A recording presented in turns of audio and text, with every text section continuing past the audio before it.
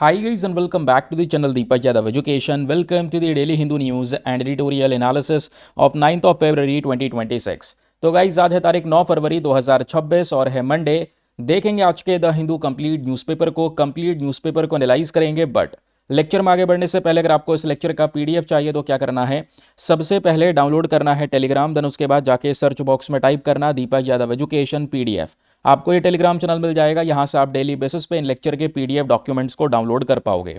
Now हमेशा की तरह हम लोग अपने लेक्चर को एक मैप के क्वेश्चन के साथ स्टार्ट करेंगे। तो आज आप सभी को मैप में जाकर देखना है ग्रीस को कहाँ पर है एग्जैक्टली लोकेटेड, इसको अच्छे से मैप में देखना। देन उसके बाद आकर नीचे कमेंट सेक्शन में टाइप करना, जिससे कि आप लोग इसको लंबे समय तक याद रख पाओगे। तो चलिए फिर शुभारंभ करते हैं, क्योंकि आज का न्यूज़पेपर हमारे लिए बहुत ही ज़्यादा इम्पॉर्टेंट है। मेरी कोशिश ये होती है कि जो भी हम लोग डिस्कस कर रहे हैं इम्पॉर्टेंट आर्टिकल्स को, वो मैं आपको समझा सकूं प्रीलिम्स के लिए किस तरीके से इंपॉर्टेंट है, मेंस के लिए किस तरीके से इंपॉर्टेंट है, and the most important thing is PYQ. हर एक आर्टिकल में मैं कोशिश करता हूं आप लोगों को कुछ प्रीवियस ईयर क्वेश्चन दिखाने की कि इस आर्टिकल से रिलेटेड कुछ ऐसा प्रश्न यूपीएससी ने पूछ लिया है पहले या दूसरे स्टेट एग्जामिनेशन में पूछा जा चुका है, तो आपको किस तरीके से प्रिपेयर करना है। क्योंकि पीवाईक्यूज एक अल्टीमेट गाइडेंस होता है दोस्तों, जो आपको एग्जाम क्रैक करने में बहुत ही ज़्यादा मदद करता है। और जितने भी लोग फर्स्ट टाइम अपने साथ में चैनल में जुड़ रहे हैं, मेक श्योर करें चैनल को सब्सक्राइब करके रख लें, ताकि डेली बेसिस पे ये अमेजिंग सा न्यूज़पेपर एनालिसिस आपको मिल सके। ठीक है, वीडियो को पूरा देखना, क्योंकि न्यूज़पेपर पढ़ना आपको इंटरेस्टिंग लगने लगेगा इस पर्टिकुलर सेशन के बाद। सबसे पहला आर्टिकल दोस्तों आज हमारे द हिंदू अखबार में या इंडियन एक्सप्रेस में जब हम लोग बात करते हैं तो वो है इंडिया मलेशिया के रिलेशंस के बारे में। अब ये क्यों चर्चाओं में है, ये रहा दोस्तों आज की इंपॉर्टेंट खबर पेज नंबर 1 पे।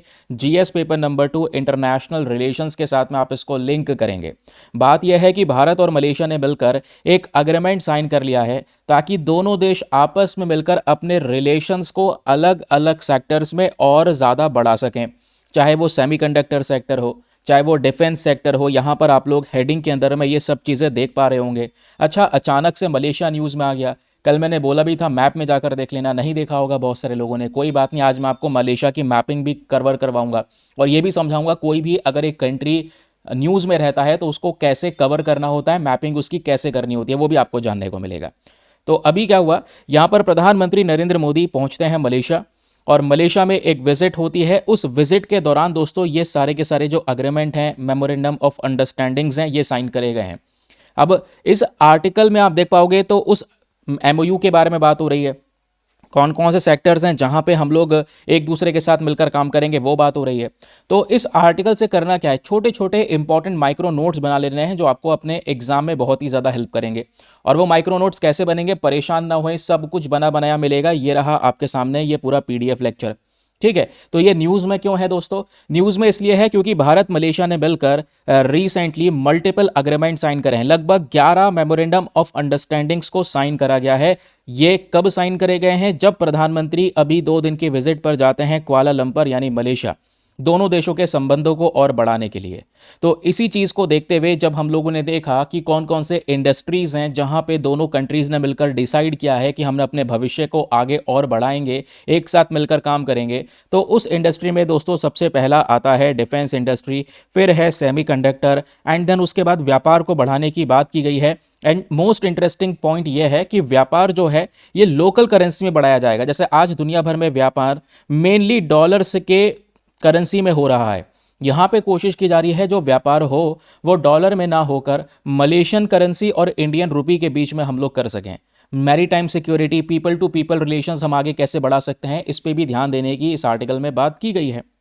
अब जब हम मलेशिया की बात कर ही रहे हैं, तो मलेशिया और भारत के संबंध हैं कितने पुराने, इनके डिप्लोमेटिक रिलेशंस एस्टेब्लिश होते हैं 1957 में। आज पूरे साउथ ईस्ट एशिया में मलेशिया एक बहुत इंपॉर्टेंट पार्टनर है भारत का। एंड 10 सबसे इंपॉर्टेंट चीज़ ये भी है कि आसियान, जिसको आप कहते हैं association of south east Asian nation. अच्छा, मुझे बताओगे आसियान में कितने कंट्रीज़ हैं, और उन कंट्रीज़ के नाम फटाफट ज़रा नीचे कमेंट सेक्शन में लिख दो।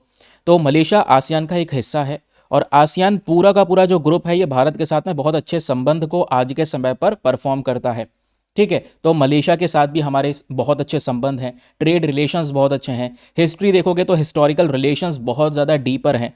पहले मैं आपको 1 सेकंड लेकर चलता हूँ मलेशिया पर, और उसको थोड़ा सा मैप में देख लो, क्योंकि बार बार हम लोग यही वर्ड यूज़ करेंगे तो कन्फ्यूज़न ना क्रिएट हो। यहाँ पर आप देख पाओगे भारत का नॉर्थ ईस्टर्न रीजन दिख रहा होगा, ठीक है।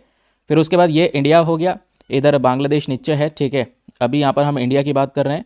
इंडिया के बाद आप देख पाओगे ये जितने भी कंट्रीज़ शुरू हो गए हैं ये सारे के सारे साउथ ईस्ट एशियन कंट्रीज़ हैं। इन साउथ ईस्ट एशियन कंट्रीज़ में साउथ चाइना सी में आपको मलेशिया नज़र आएगा। ये है वो मलेशिया जिसकी हम बात कर रहे हैं। मलेशिया 3 कंट्रीज़ के साथ बॉर्डर को शेयर करता है, नोट करने वाली बात है। सबसे पहला देश है यहाँ पर सिंगापुर, सेकंड कंट्री आपको देखने को मिल जाती है इंडोनेशिया, और थर्ड कंट्री यहाँ पर है ब्रुनेई जिसके साथ में बॉर्डर्स को शेयर करता है। अच्छा, एक और कंट्री हो सकती है, बिल्कुल हो सकती है, ऊपर थाईलैंड भी आप देख पाओगे जिसके साथ में मलेशिया बॉर्डर शेयर करता है, ठीक है। मलेशिया है कहाँ पर? जितना भी आपको ऑरेंज कलर से कवर्ड पोर्शन दिख रहा है ये मलेशिया है। ये इसकी कैपिटल है कुआलालंपुर। मलेशिया 2 भागों में बटा हुआ है, प्लीज़ इस बात को भी याद रखिएगा। इसका एक रीजन है यहाँ पर वेस्टर्न मलेशिया और एक रीजन यहाँ पर आपको देखने को मिल जाएगा ईस्टर्न मलेशिया। अब जो ये ईस्टर्न मलेशिया वाला हिस्सा है, ये जो आइलैंड आप देख पा रहे हो, इस आइलैंड को हम क्या कहते हैं? इसको बोलते हैं बोर्नियो आइलैंड। बोर्नियो आइलैंड में आपका मलेशिया का ईस्टर्न वाला हिस्सा है और वेस्टर्न वाला हिस्सा आप देख पाओगे जहां से ये थाईलैंड के साथ में बॉर्डर को शेयर करता है, ठीक है। यही नीचे छोटा सा कंट्री सिंगापुर है। सिंगापुर और इधर इंडोनेशिया के बीच में एक स्ट्रेट, यहां पर ये पतला सा रास्ता दिख रहा है, आपको पता है इस पतले से रास्ते को हम क्या बोलते हैं? स्ट्रेट कहते हैं। स्ट्रेट क्या है? एक ज्योग्राफिकल टर्म। स्ट्रेट एक ऐसा रास्ता होता है जो 2 बड़े समुद्रों को जोड़ सके। 2 बड़े समुद्रों को जोड़ने का काम करता है पतला सा स्ट्रेट। तो एक समुद्र आपको ऊपर देखने को मिल जाएगा, नीचे यहाँ पर आपका साउथ चाइना सी वाला रीजन है या पैसिफिक ओशन वाला रीजन है, इसको ज्वाइंट करने का काम करता है ये स्ट्रेट। इसको हम क्या बोलते हैं? Straight of Malacca. प्लीज़ इस बात को याद रखिएगा। तो ये भी मलेशिया के पास में है। तो मलेशिया बहुत ही इंपॉर्टेंट कंट्री है जब हम लोग इंडियन ओशन या पैसिफिक ओशन के रीजन के बारे में बात करते हैं। तो एक छोटा सा हमने लोकेशन कवर किया है। अभी तो मैं आगे डिटेल से मैपिंग करवाऊंगा क्योंकि यहाँ पे मैं बार बार मलेशिया मलेशिया करने वाला हूँ, बात करने वाला हूँ कौन कौन से एग्रीमेंट साइन करे गए हैं। तो इस वजह से जब जब मैं मलेशिया नाम लूँ तो आप समझ जाओ कि हाँ हमारा पड़ोसी देश है, ज़्यादा दूर नहीं है, हम किसकी बात कर रहे हैं, ठीक है। तो अभी जो पीएम का विजिट होता है उसके आउटकम क्या निकल कर आया? पहला परिणाम निकल कर आया ट्रेड और इकोनॉमी को लेकर अग्रीमेंट। दोनों देशों ने मिलकर अग्री कर लिया है कि हम मिलकर बायलेटरल ट्रेड करेंगे इन द लोकल करेंसी। भाई व्यापार होगा वो भी लोकल करेंसी में। इंडिया कोई सामान बेचेगा मलेशिया को, मलेशिया कोई सामान बेचेगा हमें, तो व्यापार की पेमेंट कैसे होगी? इंडियन रुपये में होगी और मलेशियन जो करेंसी है जिसको बोलते हैं रिंगित, इस करेंसी में यहाँ पर यह व्यापार होने वाला है। इसका अल्टीमेट ऑब्जेक्टिव है कि यूएस के डॉलर के ऊपर डिपेंडेंसी को कम करना, यानी डी डॉलराइजेशन की तरफ एक कदम बढ़ाया जा रहा है। ट्रांजैक्शन कॉस्ट कम लगेगी और इकोनॉमिक रिलेशंस और ज़्यादा बेहतर होते हुए नजर आएंगे। फिर दोनों कंट्रीज़ ने डिफेंस और सिक्योरिटी कोऑपरेशन पर बातचीत की है। ये दोनों मिलकर डिफेंस रिलेशंस को मजबूत करेंगे, आतंकवाद के खिलाफ यहाँ पर लड़ाई लड़ेंगे, साथ में मिलकर इंटेलिजेंस शेयर करेंगे और समुद्र की सुरक्षा करने का भी यहाँ पर दोनों एक रिस्पॉन्सिबिलिटी लेंगे, जिससे इंडो पैसिफिक रीजन में यानी इंडियन ओशन और पैसिफिक रीजन दोनों में एक स्थिरता बनाने की कोशिश की जाएगी। मलक्का स्ट्रेट पर शांति बनाने की कोशिश की जाएगी क्योंकि मलक्का स्ट्रेट बहुत इंपॉर्टेंट रीजन है जहाँ से दुनिया भर का मैक्सिमम व्यापार होता है। यहाँ से बहुत सारे जहाज पास होते हैं इंडियन ओशन से पैसिफिक ओशन, पैसिफिक ओशन से इंडियन ओशन, फिर आगे फर्दर पूरा वर्ल्ड ट्रैवल करते हैं, ठीक है।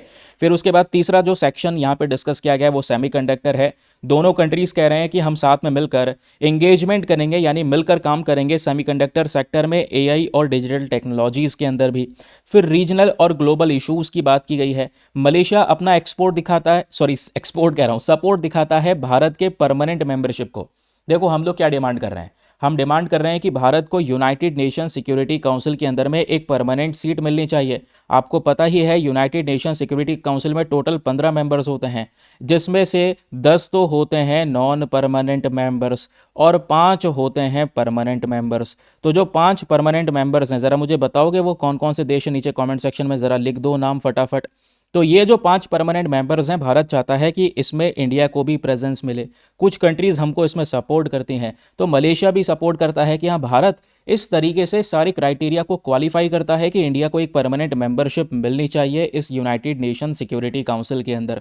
समझ गए? जिसके बाद में इसके कह सकते हैं रिस्पॉन्स में इंडिया यहाँ पर मलेशिया को सपोर्ट दिखाता है डिफरेंट इंस्टीट्यूशंस में कि हाँ मलेशिया को यहाँ पर एक लीडरशिप मिलनी चाहिए।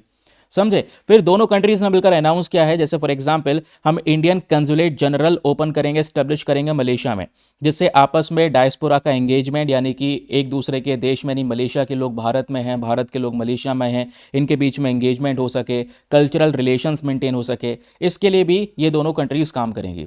इससे क्या होगा, भारत का जो एक प्रोग्राम है जिसको बोलते हैं एक्ट ईस्ट पॉलिसी, यानी इस साउथ ईस्ट कंट्रीज के ऊपर में ज़्यादा फोकस करना, इनसे ज़्यादा व्यापार करना, ये भारत का जो पर्टिकुलर इवेंट है ये मजबूत हो रहा होगा।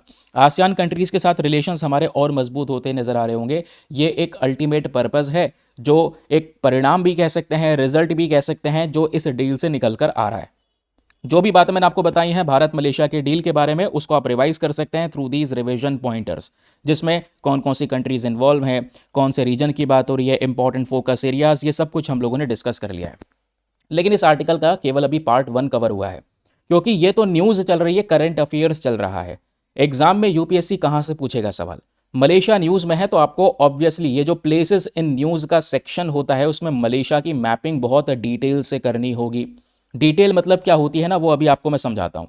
पहली बात, लोकेशन आपने मैप में कहाँ पर मलेशिया लोकेटेड है ये तो देख लिया है। अब आपको कुछ रटने वाले फैक्ट्स बता रहा हूँ। सबसे पहले मलेशिया की कैपिटल कुआलालंपुर, ठीक है, मतलब नॉर्मली इन आसपास के देशों के कैपिटल वगैरह हम लोगों को पता ही रहते हैं, लगातार न्यूज़ में रहते हैं तो हम इनको पढ़ते रहते हैं। इतना याद रखिएगा, मलेशिया 2 अलग अलग पार्ट्स में डिवाइडेड है। एक पेनिनसुलर मलेशिया है, दूसरा ईस्ट मलेशिया। जो ईस्ट मलेशिया है वो बोर्नियो आइलैंड पर है, ये वाला हिस्सा जो मैंने आपको बताया था, और दूसरा यहाँ पर ये पेनिनसुलर वाला हिस्सा आपको देखने को मिल जाएगा। पेनिनसुलर क्या होता है, एक ऐसा ज़मीन जो 3 जगह से समुद्र से घिरी हुई होती है। जैसे भारत का निचला हिस्सा साउथ इंडिया पेनिनसुलर इंडिया है, वैसे मलेशिया का जो यहाँ पर ये वाला हिस्सा आपको दिख रहा है जिसको हमने सर्कल किया है, ये इसका वेस्टर्न पेनिनसुला है, इसको पेनिनसुलर मलेशिया भी कहा जाता है। ठीक है। नेबरिंग कंट्रीज की बात करेंगे तो थाईलैंड है, इंडोनेशिया है, ब्रुनेई है, जिसके साथ में मलेशिया बॉर्डर को शेयर करता है, और सिंगापुर के साथ में तो एक ब्रिज के साथ कनेक्टिविटी है। तो यहाँ पर 4 कंट्रीज हैं जो मलेशिया के पड़ोसी देश हैं। फिर इसकी ज्योग्राफी की बात करेंगे तो मलेशिया की लोकेशन स्ट्रेट ऑफ मलक्का की वजह से इंपॉर्टेंट हो जाती है। मलक्का स्ट्रेट क्या है वो मैंने आपको बताया। फिर साउथ चाइना सी जस्ट ऊपर आपको देखने को मिल जाता है, सुलू सी पास में है, सुलावेसी सी पास में है। ये कुछ समुद्र हैं जिसकी वजह से इसकी लोकेशन बहुत इंपॉर्टेंट हो जाती है। स्ट्रेट ऑफ मलक्का बस खाली याद रखिएगा, क्योंकि ये माना जाता है one of the busiest sea line of communication है वर्ल्ड में। आज हम लोग व्यापार करते हैं, बहुत सारा व्यापार इस पर्टिकुलर रीजन से पास होता है। फिर मलेशिया की अगर हम फिजिकल या ज्योग्राफिकल फीचर्स की बात करेंगे तो सबसे नंबर 1 पहला आता है यहाँ पर दोस्तों क्लाइमेट।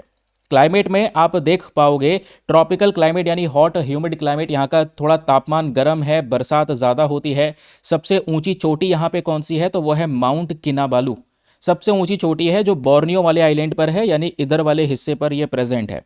मलेशिया की इंपॉर्टेंट नदियों की जब हम बात करेंगे तो 3 मेजर रिवर्स आती हैं। फॉर एग्जाम्पल ईस्ट मलेशिया में सबसे लंबी नदी है रजंग, फिर है पहंग और पेरक। ये 3 इंपॉर्टेंट रिवर्स हैं मलेशिया की। और जब जब मैंने आपको एनवायरमेंट या बायोडाइवर्सिटी पढ़ाया है तब तब एक बात समझाई है कि दुनिया में 17 ऐसे देश हैं जो मेगा डाइवर्स कंट्रीज हैं, यानी वो देश जिसमें दुनिया भर के प्लांट्स और एनिमल्स की अलग अलग प्रजातियां पाई जाती हैं। जब मेगा डाइवर्स कंट्रीज की बात होती है तो उसमें अपना भारत भी है, इन मेगा डाइवर्स कंट्री में एक इंडिया भी है, समझे। तो यहां पर बात हो रही है कि इन 17 मेगा डाइवर्स कंट्रीज में मलेशिया भी प्रेजेंट है। ठीक है, दुनिया की 17 मेगा डाइवर्स कंट्रीज में से एक पर्टिकुलर पोजीशन मलेशिया ने भी आज के समय पर पा रखी है, यानी यहां पर बहुत सारे प्लांट्स और एनिमल्स की अलग अलग जो स्पीशीज हैं वो पाई जाती हैं। फिर मलेशिया कौन से चीज़ के लिए सबसे ज़्यादा पॉपुलर है, पाम ऑयल के लिए। दुनिया में दूसरा सबसे बड़ा प्रोड्यूसर है और एक्सपोर्टर है। हम भी मलेशिया से बहुत सारा पाम ऑयल परचेज करते हैं। इसका पड़ोसी देश इंडोनेशिया, इससे भी बहुत सारा पाम ऑयल परचेज करते हैं। तो ये 2 मेजर कंट्रीज है दुनिया की जो सबसे ज़्यादा पाम ऑयल प्रोड्यूस करती हैं। उसके अलावा रबर की क्रॉप्स भी यहाँ पे सबसे प्रोमिनेंट हैं। फिर इंडिया मलेशिया के रिलेशंस में आप देखोगे तो डिफेंस रिलेशंस में भारत और मलेशिया के संबंध की बात करेंगे तो दोनों देशों के बीच में कुछ जॉइंट एक्सरसाइजेस होती हैं, अभ्यास भी होते हैं। इस बात को याद रखिए। सबसे पहला अभ्यास दोनों देशों के आर्मी के बीच में होता है। उस अभ्यास को हम कहते हैं हरिमऊ शक्ति। दोनों देशों के एयरफोर्स के बीच में जो अभ्यास होता है इसको हम कहते हैं उदार शक्ति। ये नाम पूछ लिए जाते हैं कि बताओ ये अभ्यास कौन से 2 देशों के बीच में कंडक्ट किया जाता है, तो ये नाम आपको पता होना चाहिए। ठीक है। फिर आसियान कंट्रीज की जब बात करते हैं तो ये आसियान कंट्रीज भारत से बहुत सारा व्यापार करते हैं। है ना। व्यापार में भले ही आसियान कंट्रीज़ के साथ में हम घाटे में रहते हैं आज के समय पर, लेकिन आसियान देश में जितने भी कंट्रीज़ भारत से व्यापार कर रहे हैं, इसमें तीसरा सबसे बड़ा इंडिया जो है थर्ड लार्जेस्ट ट्रेडिंग पार्टनर है आसियान का। तो आसियान से बहुत सारा electronic item, palm oil, energy, semiconductor, इसको लेकर लगातार ट्रेड हमारा होता रहता है। तो ये बात हो गई दोस्तों मलेशिया के बारे में। जो मैंने आपको बातें बताई हैं उसको आप रिवाइज कर सकते हैं थ्रू दीज रिवीजन पॉइंटर। ये भविष्य में आपको बार बार रिवाइज करने में बहुत हेल्प करेंगे। दोबारा इस लंबे चौड़े पीडीएफ खोलने की जरूरत नहीं है, इतना सेक्शन पढ़ लो काफ़ी है। ठीक है, चलिए आगे आते हैं।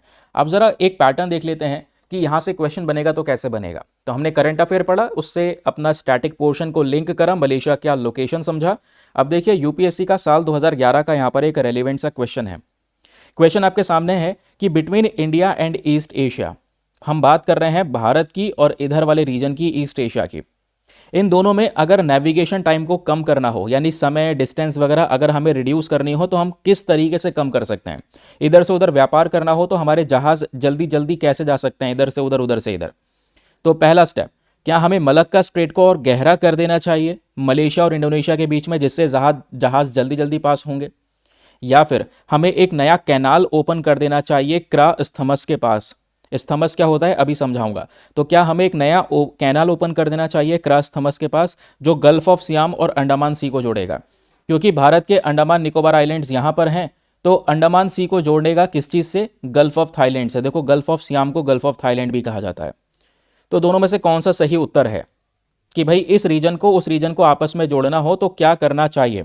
तो इसका सही उत्तर पता है क्या है?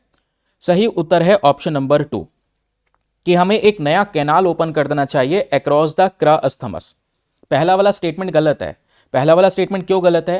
क्योंकि आप मलक्का स्ट्रेट को गहरा करने की बात कर रहे हैं। अगर आप चौड़ा कर रहे होते तो एक बात को समझ सकते थे कि भाई हाँ आप चौड़ा करने की बात कर रहे हैं। एक सेकंड, एक मैप मैं आपको दिखाता हूं, सो डोंट वरी। यही वाला मैप देख लो, ये मलक्का स्ट्रेट है। अगर इसको चौड़ा करने की बात होती तो समझ सकते थे कि हाँ भाई बहुत सारे जहाज इधर से जा सकते थे, व्यापार बढ़ सकता था। लेकिन ये कह रहे हैं गहरा करना है, तो गहरा करने से इसका कोई इंपैक्ट पड़ेगा नहीं, और चौड़ा करने से भी इतना इंपैक्ट पड़ता नहीं। ठीक है कि भाई हाँ डिस्टेंस कम हो जाएगा, कनेक्टिविटी बढ़ जाएगी, ऐसा कुछ नहीं होगा। अगर कुछ इंपैक्ट पड़ेगा, अगर भारत और ईस्ट एशिया के बीच में अगर टाइम कम करना है तो हम एक नया कैनाल ओपन कर सकते हैं अक्रॉस द क्रा स्थमस। तो क्रा स्थमस क्या है? देखो स्थमस क्या होता है, देखो एक मैप ना इसके पीछे छिप गया है। मैं कह रहा था, मैं सोच रहा हूँ एक मैप लेकर आया हूँ यार मैं, ये इसके पीछे छिप गया है जिसमें स्थमस का मैप है। देखो स्थमस समझ लो क्या है, दो बड़े बड़े लैंड हैं, इनके बीच में एक छोटी सी स्ट्रिप ऑफ लैंड, छोटी सी पट्टी जो होती है जमीन की, जो दो बड़े लैंड को कनेक्ट कर रही होती है, इसको बोलते हैं स्थमस। ठीक है, तो यहीं पर इसी बीच में आप देख पाओगे यहां पर अंडमान सी है, और नीचे आप देख पाओगे बीच में से एक क्रा स्थमस गुजरा है। तो क्रा स्थमस के पास में हम एक नया कैनाल ओपन कर सकते हैं, जिससे क्या होगा, पहले हमें यहां से मूव करना पड़ता था, अब ऊपर से मूव कर सकते हैं, तब डिस्टेंस कम होगा। तो ये लोकेशन से ही क्वेश्चन सॉल्व होगा। इसका आंसर नंबर 2 जो है बिल्कुल करेक्ट है। समझे, ये यूपीएससी का एक प्रीवियस ईयर क्वेश्चन भी आप लोगों ने सॉल्व कर लिया। चलिए अगला न्यूज़ आर्टिकल। अगला आर्टिकल आज के न्यूज़पेपर में साइंस एंड टेक वाले पेज पर है। इसको बिल्कुल भी किसी भी हालत में छोड़िएगा मत। एक ग्लेशियर के बारे में बात हो रही है जिसको हम बोलते हैं थ्वाइट्स ग्लेशियर। ये न्यूज़ में है क्योंकि ये पिघल रहा है, जो बहुत बड़े संकट का संकेत है, क्योंकि ये इतना ज़्यादा बड़ा है जितना बड़ा यूके, ग्रेट ब्रिटेन की बात करेंगे। लेकिन आज इसकी पिघलने की जो गति है वो बढ़ चुकी है। अब जब ये पिघलेगा तो समुद्र का जो स्तर है वो बढ़ना शुरू होगा, क्योंकि ग्लेशियर पिघलेंगे तो पानी जाएगा कहाँ पे, ग्लेशियर्स का जाएगा तो समुद्र में ही ना। तो ये आज संकट बढ़ता चले जा रहा है। इसमें एक टर्म यहां पर है, वो टर्म हम लोग समझेंगे कि किस तरीके से ये पूरा प्रोसेस काम करता है। लेकिन इस आर्टिकल पर बढ़ने से पहले दोस्तों एक इंपॉर्टेंट इन्फॉर्मेशन, अगर आप लोग हमारे पेड ग्रुप्स को ज्वाइन करना चाहते हैं तो आपके पास में बढ़िया मौका है इसको ज्वाइन करने के लिए। यहाँ पर आपको डेली बेसिस पे करंट नोट्स के पीडीएफ्स वगैरह प्रोवाइड करवाए जाते हैं। फॉर एग्जाम्पल मैं इन्हीं पीडीएफ्स की बात कर रहा हूँ। आप सोचोगे सर ये जो पीडीएफ्स हैं शानदार से बने हुए, हर एक चीज़ इसमें शामिल है, यूपीएससी का प्रीवियस ईयर क्वेश्चन है, ठीक है, फिर आज कंटेंट क्या है, आज हमारा न्यूज़पेपर में आर्टिकल कौन सा इंपॉर्टेंट है, उसके बने हुए नोट्स क्या हैं, ये सब कुछ दोस्तों आपको डेली बेसिस में प्रोवाइड करवाया जाता है इन पीडीएफ्स में। ये पीडीएफ हिंदी और इंग्लिश दोनों भाषाओं में आपको मिलते हैं। लेकिन ये मिलेंगे कहाँ पर? ये मिलेंगे केवल और केवल हमारे पेड ग्रुप में और कहीं नहीं। ध्यान रखना, दोनों मीडियम के एस्पिरेंट के लिए मिलता है ये पीडीएफ। हिंदी में भी बिल्कुल एज इट इज़ ही यहाँ पर ये पीडीएफ प्रोवाइड करवाए जाते हैं। ये कहाँ मिलेंगे? पेड ग्रुप में। पेड ग्रुप को ज्वाइन करने का फी पेमेंट बहुत मिनिमम है, just 499 for the lifetime access. जब तक आपका सिलेक्शन ना हो जाए तब तक आप 499 में इस ग्रुप को ज्वाइन करके रख सकते हैं। ज्वाइन करने के लिए करना क्या है, व्हाट्सएप पर जाइएगा, यहां पर आपको एक नंबर दिया गया है 8534873368। इस नंबर पर मैसेज कर देना कि I want to join this group.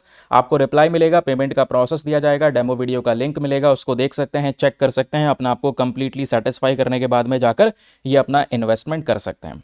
ठीक है, चलिए वापस आते हैं। हम लोग क्या डिस्कस कर रहे थे, थ्वाइट्स ग्लेशियर के बारे में डिस्कस कर रहे थे। आर्टिकल में बात हो रही है कि ये जो थ्वाइट ग्लेशियर है ये हमारे लिए इतना ज़्यादा मैटर क्यों करता है, और आज इसको डूम्सडे ग्लेशियर के नाम से भी जाना जाता है। वेरी वेरी इंपॉर्टेंट, प्लीज़ याद रखिएगा प्रीलिम्स के लिए कि इसको हम डूम्सडे ग्लेशियर भी कहते हैं। क्यों कहते हैं, आइए समझते हैं इस बात को। नंबर 1 पॉइंट, जो थ्वाइट ग्लेशियर है इसको डूम्सडे ग्लेशियर बोला जाता है, लेकिन आज इस ग्लेशियर के ऊपर में एक बहुत ही ज़्यादा डिटेल से स्टडी किया जा रहा है, इस पर निगरानी बना के रखी गई है।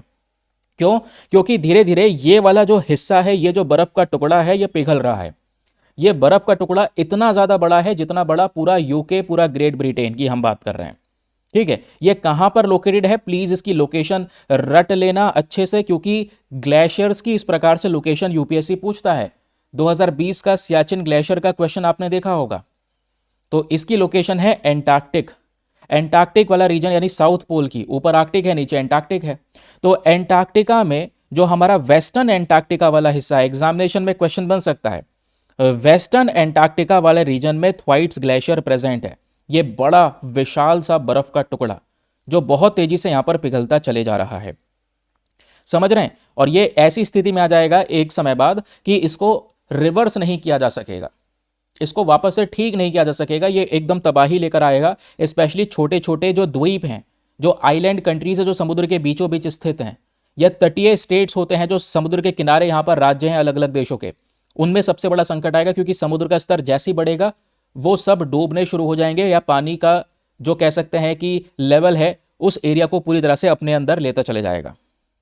अब बात आती है लोकेशन और फिजिकल कैरेक्टरिस्टिक्स की। सबसे पहली बात मैंने आपको बताया, थ्वाइट्स ग्लेशियर कहां पर है, वेस्टर्न एंटार्क्टिका वाले रीजन में। सबसे तेजी से मूव करने वाला एक आउटलेट ग्लेशियर है जो वेस्टर्न एंटार्क्टिक वाले रीजन में प्रेजेंट है। एरिया कितना है, ग्रेट ब्रिटेन के जरिए, ग्रेट ब्रिटेन के बराबर का इतना बड़ा हिस्सा है। यानी इस बर्फ के टुकड़े की चौड़ाई, आप चौड़ाई समझना, 120 किलोमीटर की चौड़ाई है। तो आज इससे यहां पर प्रॉब्लम्स बहुत ज्यादा बढ़ सकती हैं, हमें भविष्य के लिए ये एक बड़ा इंडिकेशन दे रहा है। क्वेश्चन यह है कि हमने, चलो कुछ भी हो, इसको डूम्सडे ग्लेशियर का नाम क्यों दिया है, जरा ये समझाओ। क्योंकि ये जो थ्वाइट्स है ये अपने आप में खतरा है। ये अकेला इतना ज्यादा बड़ा आइस आपको देखने को मिलेगा कि अगर ये पूरा पिघल जाए तो समुद्र में 65 सेंटीमीटर की, पूरे दुनिया के जितने भी समुद्र हैं उनमें 65 सेंटीमीटर की बढ़ोतरी कर सकता है। समुद्र का लेवल एकदम उछाल सकता है, ऊपर लेकर आ सकता है अगर ये कॉलैप्स हो गया तो। और ये कॉलैप्स हुआ, डिस्टेबलाइज हुआ, तो आसपास के ग्लेशियर्स भी यहां पर पिघलेंगे, और समझ जाना एकदम से लगभग 3 मीटर के हिसाब से सी लेवल बढ़ जाएगा, जो अपने आप में जितने भी आइलैंड कंट्रीज हैं उनके लिए बहुत ही ज़्यादा नुकसानदायक होने वाला है। ठीक है, अब सवाल यह है कि ये पिघल कैसे रहा है, क्योंकि ग्लेशियर्स तो बहुत सारे हैं जो धीरे धीरे पिघल रहे हैं, ये इतनी तेजी से पिघल रहा है, कारण क्या है।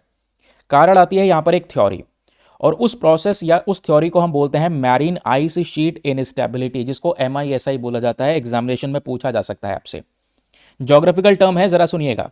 ये थ्वाइट ग्लेशियर कैसे पिघल रहा है समझिएगा। यह है थ्वाइट ग्लेशियर, बड़ा सा बर्फ का टुकड़ा। क्योंकि जितने भी हमारे ग्लेशियर्स आपको देखने को मिलेंगे, चाहे वो नॉर्थ पोल में हो, साउथ पोल में हो, वो समुद्र के बेड से, यानी समुद्र की सतह से जुड़े हुए हैं। तो समुद्र की सतह से जब वो जुड़े रहते हैं तो वो थमे हुए हैं, वो इतनी तेजी से नहीं पिघलते। ठीक है, लेकिन इस ग्लेशियर में खास बात यह है कि जो इसका निचला हिस्सा है, नीचे वाला हिस्सा है कुछ, ये एक किनारे देख पा रहे हैं, ये हिस्सा जो है पिघल गया है, निचला हिस्सा। और निचला हिस्सा पिघलने की वजह से जो वाटर है पास में से, ध्यान में रखना, ये जो हिस्सा इसका ग्लेशियर का नीचे का हिस्सा पिघला है, ये नीचे से थोड़ा सा लेस स्टेबल हो गया। नीचे से कमजोर होने की वजह से जो वार्म वाटर है आसपास से, वो वार्म वाटर इसके अंदर में जा रहा है। जब ये वार्म वाटर अंदर जाएगा तो ये और पिघलाएगा, आने वाले समय पर और पिघलेगा और पिघलेगा और पिघलेगा, और ऐसे यहां पर फिर ये पूरा हिस्सा यहां पर अलग से पिघलना शुरू हो जाएगा, यानी इसकी गति बढ़ जाएगी। ठीक है, तो जब ये गति बढ़ जाएगी, क्योंकि सी बेड से ग्रिप को छोड़ देगा, अगर सी बेड से जुड़ा रहता तो इतना तेज से पिघलता नहीं, क्योंकि पानी घुसता ही नहीं अगर ये सी बेड से जुड़ा रहता। लेकिन सी बेड से ये जुड़ा ही नहीं है। अब ये जो वार्म वाटर है वो इसके नीचे की साइड में घुसता चले जा रहा है, जिससे यहाँ पर इसकी जो ग्रिप है, इसकी जो पकड़ थी सी बेड के साथ में, वो टूट रही है। अब वो टूटते ही यहाँ पर ये इसकी जो पिघलने के अंदर में गति है वो और तेजी से बढ़ती चली जाएगी, इसलिए इसको फ्लोटिंग आइस शेल्फ बोला गया है। ठीक है, ये डेंजरस इसलिए है क्योंकि जो गर्म पानी है, वार्म वाटर है आसपास से, वो इस आइस शेल्फ के नीचे जा रहा है, जिससे मेल्टिंग का प्रोसेस तेज हो चुका है और इसको कोई रोक नहीं पाएगा। ये बर्फ को धीरे धीरे पतला कर देगा और धीरे धीरे करके यहाँ पर इसकी गति को और ज्यादा बढ़ा देगा जैसे ये सी बेड से अलग हो गया। तो बोला यह भी जा रहा है कि हर साल लगभग 50 बिलियन टन से ज्यादा जो बर्फ है वो इसमें से पिघल रही है, और इसकी वजह से हर साल दुनिया भर में जो सी लेवल राइज है वो 4% के हिसाब से बढ़ता चले जा रहा है। 14 किलोमीटर तक के इस बर्फ के हिस्से की बात करेंगे तो ये पिघल चुका है 1990 से अभी तक। अब प्रोसेस बस खाली अपनी गति को पकड़ रहा है, क्योंकि एक तरफ हम लोग प्रदूषण भी बहुत ज़्यादा कर रहे हैं, क्लाइमेट चेंज हो रहा है, ग्लोबल वार्मिंग हो रही है, जिसकी वजह से टेम्परेचर ओशन का भी बढ़ता चले जा रहा है, और आने वाले समय पर ये और तेज़ी से पिघलेगा। जब और तेज़ी से पिघलेगा तो इसका इम्पैक्ट क्या पड़ेगा? तो इम्पैक्ट नंबर 1, सबसे पहले जो फ्लड कोस्टल सिटीज़ हैं उनमें समस्या आएगी, यानी समुद्र के किनारे जो अगर शहर हैं किसी पर्टिकुलर कंट्री से जुड़े हुए, वहाँ पे बाढ़ आनी शुरू हो जाएगी। लो लाइंग आइलैंड, छोटे छोटे टापू वाले देश जो हैं वो डूब जाएंगे, कोस्टल इरोजन शुरू हो जाएगा, बड़े बड़े स्टॉर्म्स आने शुरू हो जाएंगे। आसपास के जो बंदरगाह होते हैं अलग अलग देशों के जो समुद्र किनारे होते हैं उनमें खतरा बढ़ जाएगा। समझ रहे हैं? तो ये दुनिया भर में इंपैक्ट पड़ेगा थ्वाइट्स के कमज़ोर होने पर या इसके कॉलेप्स होने पर। तो आज साइंटिस्ट इसको मॉनिटर कर रहे हैं, लगातार 24 घंटे इस पर निगरानी बना के रखी जा रही है ताकि यहाँ पर एक वार्निंग दी जा सके, और उसके अलावा हम लोग थोड़ा सा सी लेवल राइज के जो प्रोजेक्शन है उसके प्रति सटीक रहें कि भाई कितना स्तर से पानी बढ़ेगा, ताकि अलग अलग कंट्रीज़ को जब वार्निंग मिलेगी तो अपने हिसाब से वो पॉपुलेशन को सेटल कर सकें पीछे की तरफ। समझे? तो आई होप आपको यहाँ पर ये क्लैरिटी मिल गई है। कुछ भी रिवाइज करना हो तो आप इसको रिवाइज कर सकते हैं थ्रू दीज रिविजन पॉइंटर्स। ये डूम्सडे ग्लेशियर क्या है या थ्वाइट्स ग्लेशियर क्या है, और कुछ क्वेश्चन पूछे गए हैं ना ग्लेशियर्स को लेकर, वो उसकी एग्जैक्ट लोकेशन पर। तो लोकेशन यहाँ पे बहुत काम की है। जैसे एक प्रश्न आपके सामने ये प्रेजेंट है, ये यूपीएससी ने साल 2020 में पूछा हुआ है। क्वेश्चन यह है कि Siachen glacier is situated to the, ये पूछता है कि सियाचिन ग्लेशियर कहाँ पर सिचुएटेड है, अक्साई चीन के ईस्टर्न हिस्से पर, या लेह के ईस्टर्न रीजन पर, या नॉर्थ ऑफ गिलगित, या नॉर्थ ऑफ नुब्रा वैली। तो सही उत्तर है दोस्तों यहाँ पर इसका option number D, Nubra valley के नॉर्थ में प्रेजेंट है, इसलिए मतलब आप कह सकते हैं ऑप्शन नंबर डी सही है। अगर मैं सियाचिन ग्लेशियर की लोकेशन दिखाऊं तो ये रहा हमारा पर्टिकुलर सियाचिन ग्लेशियर, और ये रही नीचे नुब्रा वैली। नुब्रा वैली से ऊपर नॉर्थ में जाओगे तो यहाँ पर सियाचिन ग्लेशियर है। तो इस तरीके से लोकेशन वाइज क्वेश्चन पूछ लेता है। तो अभी जो हम थ्वाइट ग्लेशियर की बात करके आए हैं ये कहाँ पर प्रेजेंट है? ये वेस्टर्न एंटार्क्टिक वाले रीजन में प्रेजेंट है। चलिए आगे आते हैं। नो अगला आर्टिकल वेरी वेरी इंपॉर्टेंट, यहाँ पे हम बात कर रहे हैं रेटिक्यूलेटेड पाइथन के बारे में। यूपीएससी ने 2 यहाँ से प्रीवियस ईयर क्वेश्चन पूछे हैं, और जो अभी न्यूज़ है ये बहुत इंपॉर्टेंट है। इस न्यूज़ का ऑफिशियल सोर्स वैसे वर्ल्ड गिनेस रिकॉर्ड वाली बुक भी है, और डाउन टू अर्थ में भी आपको ये आर्टिकल देखने को मिल जाएगा। जैसे ही यहाँ पर मैं इस वेबसाइट को जूम करता हूँ तो ये आपको गिनेस वर्ल्ड रिकॉर्ड के बारे में बात करता है। गिनेस वर्ल्ड रिकॉर्ड में दोस्तों अभी 4 फरवरी को ये पब्लिश किया गया है कि इंडोनेशिया में पाया जाने वाला एक पाइथन, एक ऐसा सांप है जिसने हिस्ट्री क्रिएट कर दी है, और ये अभी तक का लॉन्गेस्ट पाइथन माना गया है। सबसे लंबा पाइथन जिसको अभी तक मेजर किया गया है। कुछ फोटोज इस तरीके से यहाँ पे रिलीज करी गई हैं इस पाइथन की। ये रेटिकुलेटेड पाइथन है, ठीक है। डाउन टू अर्थ में भी ये मेंशन करा गया है। तो थोड़ा इसका नाम याद रखिएगा, पूछ सकता है ये रिसेंटली आइबो बैरोन चर्चाओं में था, ये क्या है? तो आइबू बैरोन यहाँ पर इसका नाम है, या द बैरोनेस करके यहाँ पर इसको बोला गया है। एक longest major snake in the world, और इसकी जो पूरी टोटल लेंथ है वो है 24 फीट। 24 फीट लंबा आपको ये सांप देखने को मिलेगा, रेटिकुलेटेड पाइथन देखने को मिलेगा। और इस पाइथन ने इंडोनेशिया में पहले बहुत सारे इंसानों को निगला भी है, खाया भी है, ठीक है। ऐसा यहाँ पर आपको देखने को मिलेगा, क्योंकि ये जो पाइथन होते हैं ना ये जहरीले नहीं होते। एक तो होते हैं वीनोमस स्नेक, वीनोमस स्नेक जिनमें जहर बहुत भयंकर है, रसल वाइपर है, कोबरा है, ये सब जहरीले सांप हैं जिनके जहर से इंसान का बचना बहुत मुश्किल है। लेकिन ये जो पाइथन है ये भी डेंजरस है, लेकिन ये जहरीला नहीं है। जहरीला नहीं है, ये क्या करता है, ये एक तरीके से कह सकते हैं कि इसका जो पैटर्न होता है वो है जकड़ने का पैटर्न। ये अपने पहले अच्छे से अपनी पूरी बॉडी से अपने शिकार को जकड़ लेगा, पकड़ लेगा, उसकी हड्डियों को सब तरफ से तोड़ देगा, ठीक है, जिससे कि यहाँ पर उसका शिकार अब इधर उधर ना भागने की कोशिश करे, और तोड़ने के बाद में, जकड़ने के बाद में उसको निगलना शुरू करेगा, और धीरे धीरे करके एकदम पूरा उसी को एज इट इज निगल जाएगा। ये इनका एक तरीका होता है, मतलब शिकार करने का, समझे। तो ये एक फीमेल रेटिकुलेटेड पाइथन है जो सबसे बड़ी है, गिनेस वर्ल्ड रिकॉर्ड यहाँ पर मैंने आपको बताया, और 23 फीट 8 इंचेस के हिसाब से यहाँ पर इसका जो पूरा लेंथ है वो आज के समय पर रिकॉर्ड करा गया है। रेटिकुलेटेड पाइथन क्या होता है आपने ये जानना है एग्जामिनेशन के लिए। रेटिकुलेटेड पाइथन एक ह्यूमंगस साइज के कॉन्स्ट्रिक्टिंग स्नेक होते हैं। कॉन्स्ट्रिक्टिंग का मतलब समझ गए, वही कि बॉडी को जकड़ लेना, पहले ये पकड़ते हैं, हड्डियां वगैरह तोड़ देते हैं, उसके बाद यहां पर ये निगलने का काम करते हैं, तो इसलिए इसको कॉन्स्ट्रिक्टिंग स्नेक यहां पर कहा गया है।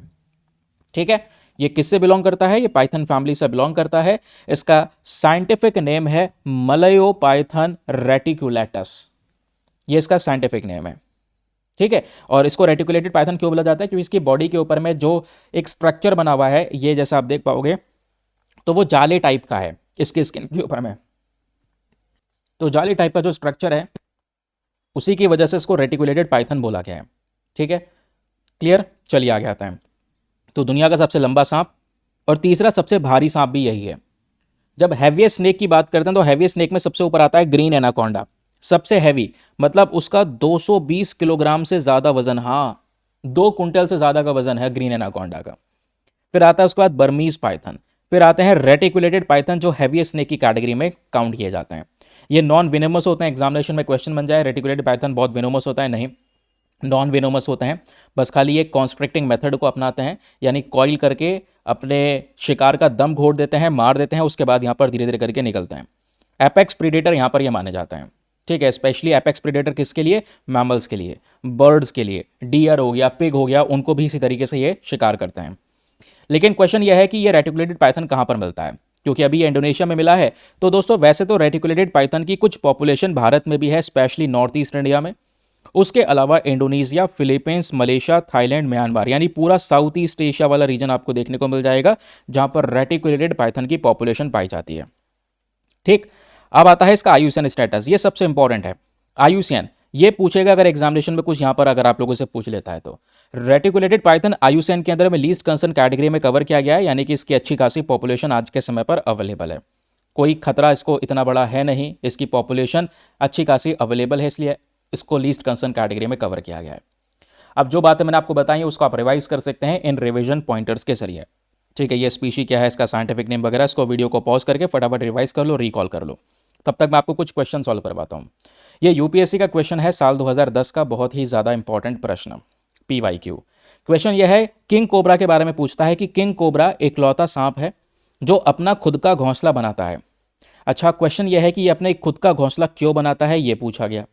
तो इसका सही उत्तर है दोस्तों ऑप्शन नंबर 3, क्योंकि ये एक ओवीपेरस स्नेक है। जब ये अंडे देता है तो अपने नेस्ट में, अपने घोंसले में देता है, तो उन अंडे की सुरक्षा करता है। जब तक वो अंडे फूट नहीं जाते, उसमें से नए सांप जन्म नहीं ले लेते, तब तक यहाँ पर अपने घोंसले में उनकी सुरक्षा करता है। घोंसला इसलिए बनाता है।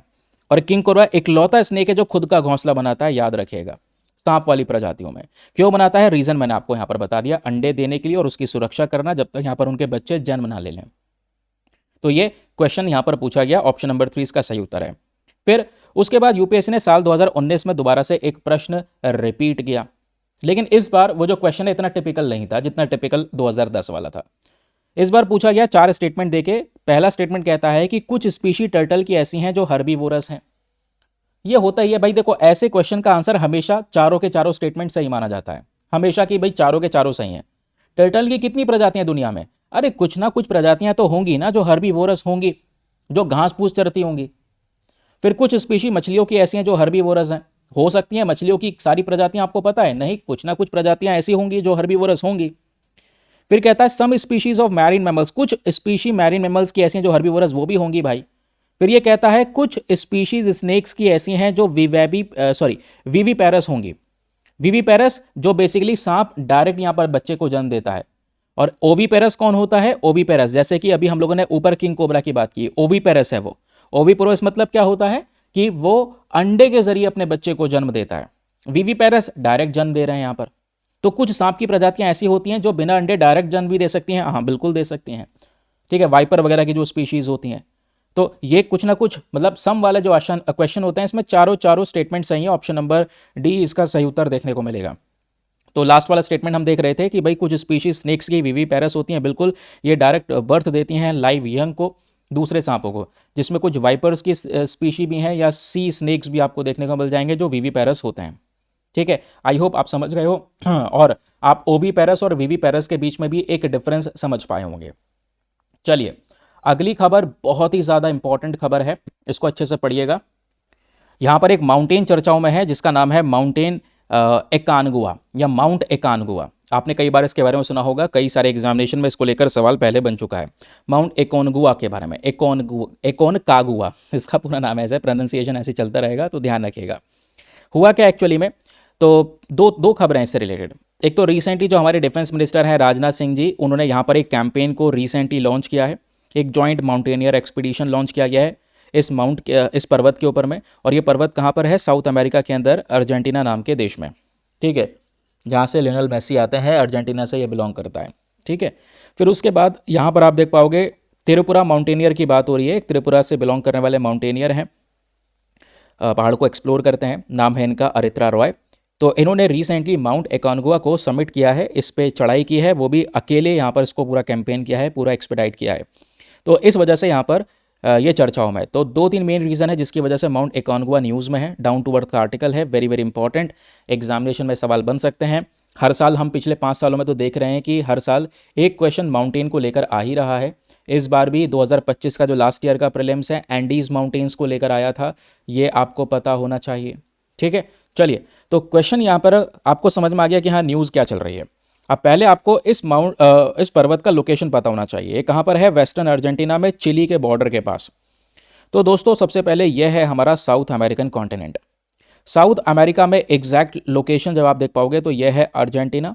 अर्जेंटीना के बगल में एक पतली सी स्ट्रिप वाला जो देश है यह चिली है। चिली में ही अटाकामा डेजर्ट प्रेजेंट है, याद होगा, है ना। तो यहाँ पर ये चिली है, ये अर्जेंटीना है, इनके बीच में जो ये बॉर्डर पतली सी जा रही है, इस बॉर्डर के ही पास में माउंट एकानगुआ वाला पर्वत देखने को मिलेगा। ठीक है, क्लियर हो गया। लोकेशन याद रखिएगा कि हाँ ये अर्जेंटीना और चिली के बॉर्डर के बीच में। एग्जामिनेशन में प्रश्न बन सकता है कि ये पर्वत कौन से 2 कंट्रीज के बॉर्डर के बीच में है, तो चिली और अर्जेंटीना। साउथ अमेरिका में सबसे ऊंचा पर्वत है ये, हाईएस्ट माउंटेन वाला रेंज में। हम दुनिया में जब सबसे ऊंची 7 चोटियों की बात करते हैं तो दुनिया में सबसे ऊंची 7 चोटियां, आपसे कहो दुनिया में सबसे ऊंचा पहाड़ कौन सा है, सबसे ऊंचा पर्वत कौन सा है, तो कहोगे माउंट एवरेस्ट एशिया में, बिल्कुल। लेकिन उसके बाद जो सेकंड पर्वत है एशिया में देख पाओगे तो एशिया में K2, कंचनजंगा, ऐसे बहुत सारे पर्वत आपको देखने को मिलेंगे जो माउंट एवरेस्ट के बाद आते हैं, लेकिन वो एशिया तक सीमित हैं। हम बात कर रहे हैं इन 7 पर्वत की जो अलग अलग 7 कॉन्टिनेंट से आते हैं, हमारे अलग अलग 7 महाद्वीपों से आने वाले पहाड़। तो एशिया में सबसे ऊंची चोटी, सबसे ऊंचा पर्वत माउंट एवरेस्ट। साउथ अमेरिका में सबसे ऊंचा पर्वत अर्जेंटीना में है एकानगुआ। फिर यूएसए में, यानी नॉर्थ अमेरिका वाले कॉन्टिनेंट की बात कर रहे हैं, नॉर्थ अमेरिका में सबसे ऊंचा पर्वत देनाली। अफ्रीका में सबसे ऊंचा पर्वत किलिमंजारो जो तांजानिया में है। यूरोप में सबसे ऊंचा पर्वत माउंट एल्ब्रस। ध्यान रखना, माउंट एल्ब्रस भी रिसेंटली न्यूज़ में रहा है, एग्जामिनेशन में यहाँ से भी आप लोगों से क्वेश्चन बन सकता है। तो माउंट एल्ब्रस यूरोप का है लेकिन ये रशिया में प्रेजेंट है। एंटार्क्टिक वाले रीजन में इसके बाद जो 7वें नंबर पर आता है, एंटार्क्टिक वाले रीजन में विंसन मासिव है। फिर ऑस्ट्रेलिया वाले रीजन में आप देख पाओगे वो है कॉसिज़के। तो इस तरीके से यहाँ पर आपको ये पूरे रेंजेस देखने को मिलेंगे। तो ये हमारी 7 हाईएस्ट पीक हैं जो अलग अलग 7 कॉन्टिनेंट से आती हैं, ये 6th है और ये 7th है।